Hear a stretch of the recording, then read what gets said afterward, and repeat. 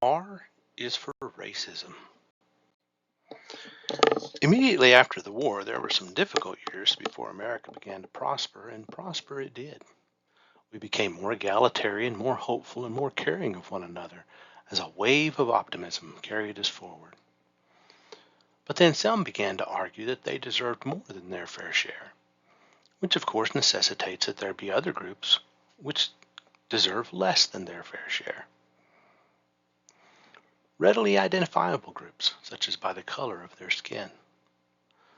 The resulting racism had only one possible outcome: polarization and decline, which increasingly robs everyone of optimism, hope, security, and prosperity. Which war am I talking about, you might ask? All of them, is my reply. 1945 to 1948 was difficult, but 1948 to 1968 was America's happy days. America fell in love with the automobile, scientific research.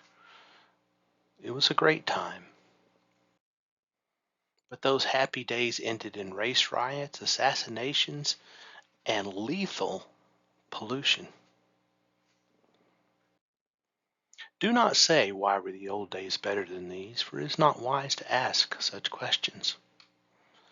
The point is that periods of American prosperity tend to devolve into greed, self-indulgence, racism, exploitation, and violence. Let me focus on just one: after the Civil War. Immediately after the war, there were some difficult years before America began to prosper, but prosper we did. We became more egalitarian, more hopeful, and more caring of one another as a wave of optimism carried us forward. But then some began to argue that they deserved more than their fair share, which of course necessitates that there be other groups which get less than their fair share, readily identifiable groups such as non-whites and immigrants. The resulting racism had only one possible outcome: polarization and decline, which increasingly robs everyone of optimism, hope, security, and prosperity.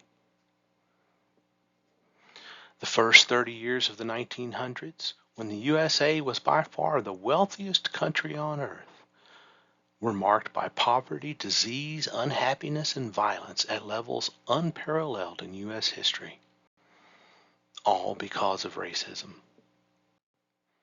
Racism is a flaw in our national character so deep and pervasive that it prevented the most famous concept in our Declaration of Independence, that all men are created equal, from being included in our Constitution.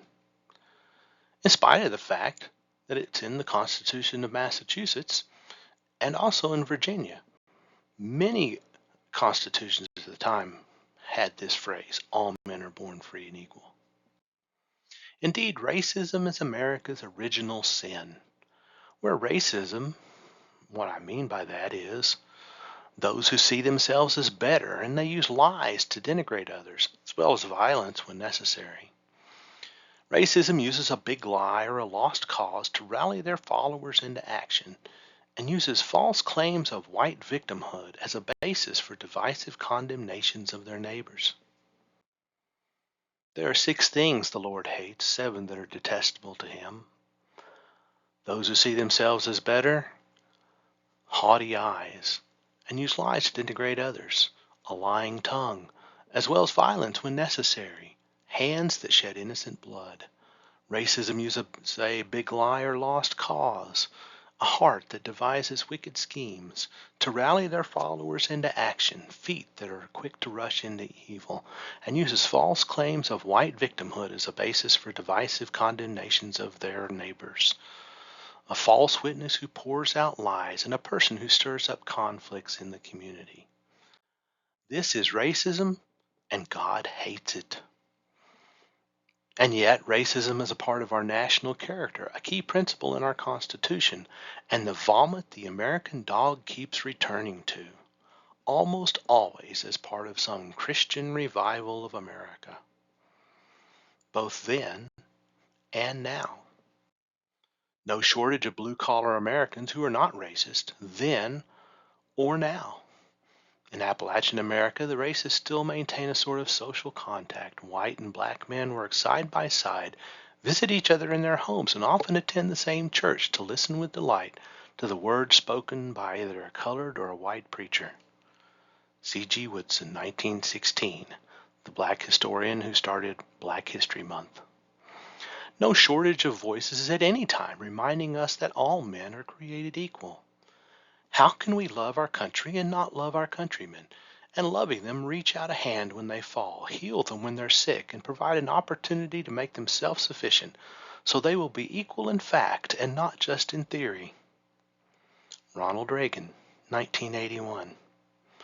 No shortage of Americans reaching out to the sick, the poor, the immigrant, and the downtrodden in general.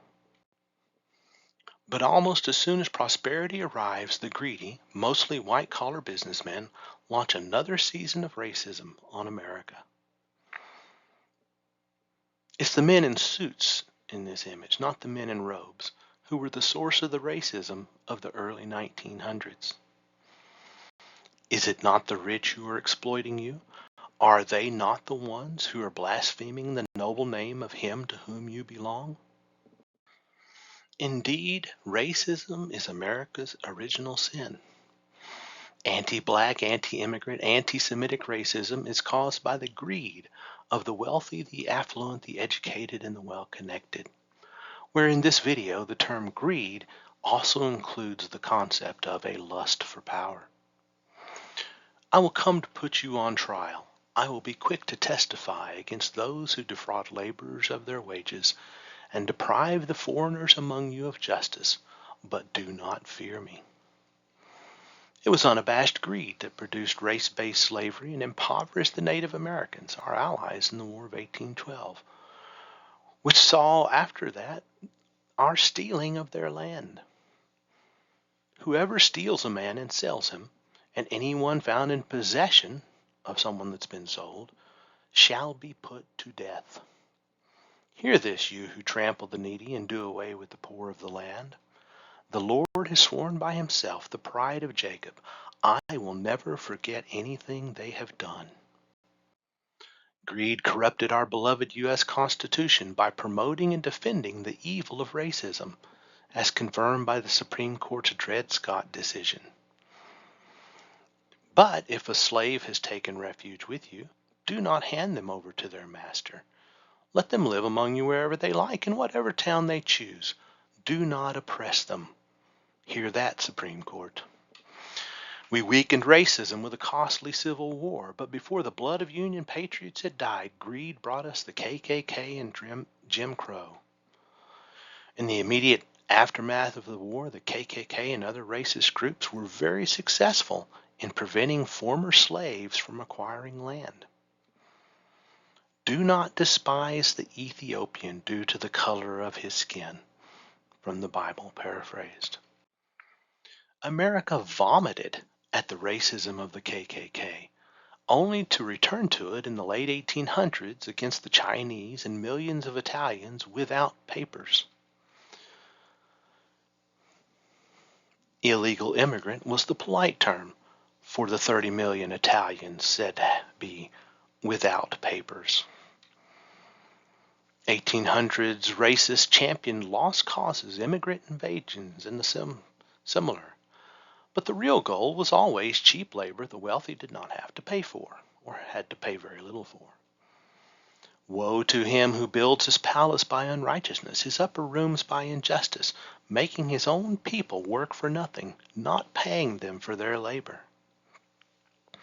Many Chinese railroad workers were grossly underpaid, or not compensated at all. Culminating in the greed-driven anti-immigrant fever from 1900 to 1940 approximately, whose every goal was to plunder and steal from them, from others. Now listen, you rich people, weep and wail because of the misery that's going to come on you. Look, the wages you failed to pay the workers who mowed your fields are crying out against you. The America First movement, as emulated by fascists in Italy, Germany, and elsewhere, was so disgusting we vomited it out again after World War II. Indeed, since World War II, our focus has been on putting such vile racism behind us. But then MAGA resurrected the themes of the 1920s and began insisting on a return to the racist vomit from America's past. Doesn't the Bible say repeatedly to love the foreigners and the strangers living among us? The foreigner residing among you must be treated as your native born. Love them as yourself. And yet, what do we see with MAGA? As a dog returns to its vomit, so fools repeat their folly. Racism is America's original sin, and that's why we have the same themes now as in racism's peak in the early 1900s. A holier-than-thou religious movement based on a corrupted Christianity. The hiding of racism behind calls for Christian values and law and order. See, the KKK was actually pro-prohibition, but there was only 1 year where prohibition actually worked.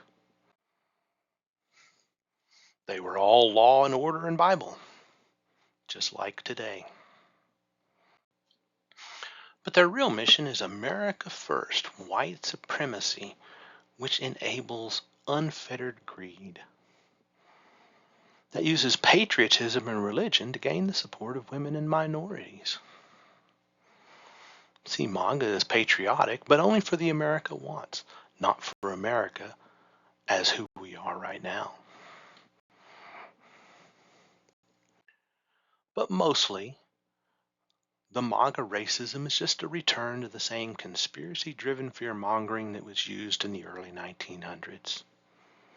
See, in the early 1900s, the KKK terrified Midwesterners with threats of an invasion of Italians, Jews, Mexicans, communists, and untold numbers of blacks.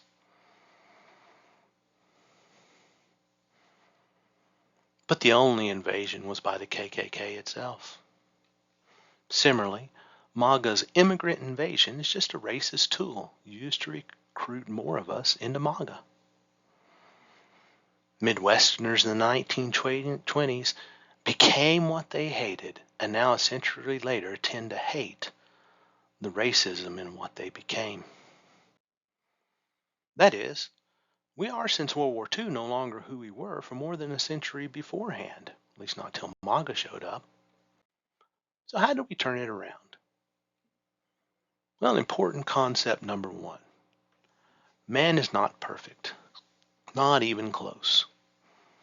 Thus, every system of thought created by man has numerous deep and fatal flaws, including science, democracy, capitalism, communism, conservatism, socialism, religion.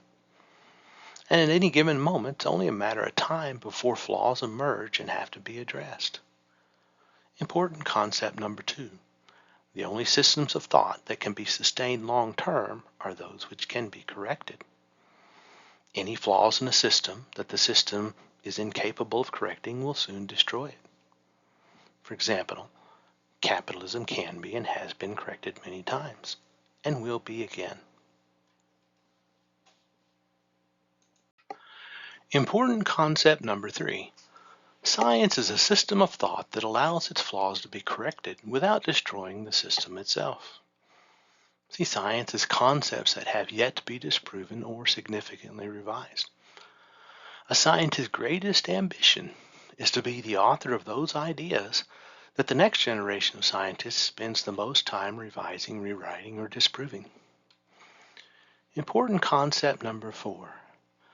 The authors of the Constitution had a deep and enlightened understanding of concepts 1, 2, and 3. If we can make the Constitution better in the opinion of those who are opposed to it, without weakening its frame or abridging its usefulness in the judgment of those who are attached to it, we act the part of wise and liberal men to make such alterations as shall produce that effect.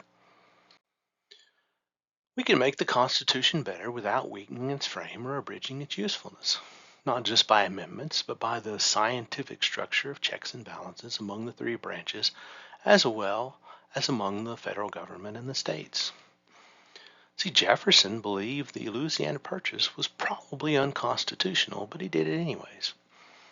He would be checked if he was wrong, and it was obviously a really good move for our new country.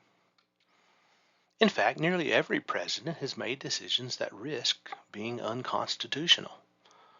For example, Obamacare. But checks and balances means presidents and Congress don't have to tiptoe through the law as they represent their constituents. Which is how we turned it around in the first 30 years of the 1900s. In other words, how we began to limit the corrupt and corrosive influence of racism even as it spread throughout the land. In 1920, women finally won the right to vote. In 1875, the Supreme Court said, yeah, you're citizens, but you can't vote. The effect of the 19th Amendment was immediate. Women were key in electing Warren G. Harding as president and Coolidge as his vice president. Harding and Coolidge were committed to equality and actively opposed racism. But one election's never enough. Harding died only 2 years after being elected, derailing the progress women had voted for in 1920. Ideally, elections lead to corrections and address the evils of racism. But if not, there's a flaw in the Constitution, and amendments are to repair such flaws. James Madison, Federalist number 43-296. The mode of amending the Constitution preferred by the Convention guards equally against that extreme facility which would render the Constitution too mutable, and that extreme difficulty which might perpetuate its discovered faults. Elections tend to focus on immediate challenges and needs, but that cannot be their sole focus no matter how biting the immediate challenges might be. What is important is seldom urgent, and what is urgent is seldom important. Dwight D. Eisenhower. If we are to once again turn it around, it will be because we dare to do so. The plans of the diligent lead to profit as surely as haste leads to poverty. First, we must elect people to office who are devoted to public service in defiance of a particular party, ideology, religion, or race. Christian governance begins with defiance of self in service to everyone. You know that the rulers of the Gentiles lord it over them, and their high officials exercise authority over them. Not so with you. Instead, whoever wants to become great among you must be your servant, and whoever wants to be first must be your slave. Second, we must require good governance and despise corruption.